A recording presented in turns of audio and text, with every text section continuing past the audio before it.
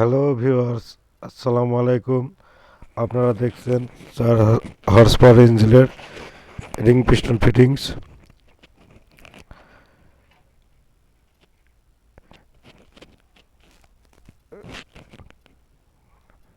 এমনভাবে পিস্টনটা ঠিকঠাক মতো বসিয়ে দিবেন।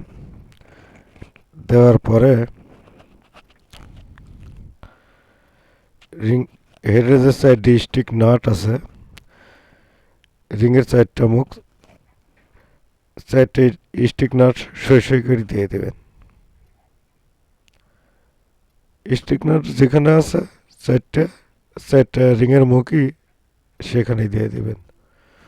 দেওয়ার পরে এবার কিলাম দিয়ে রিং তোলা কিলাম দিয়ে এভাবে চাপ দিবেন ঠিকঠাক মতো, তাছাড়া কিন্তু রিং ভেঙে যেতে পারে।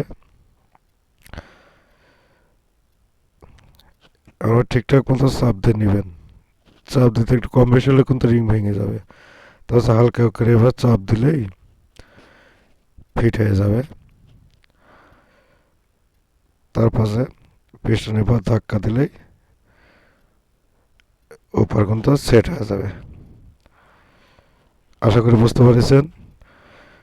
চ্যানেলটি সাবস্ক্রাইব করে পাশে থাকুন।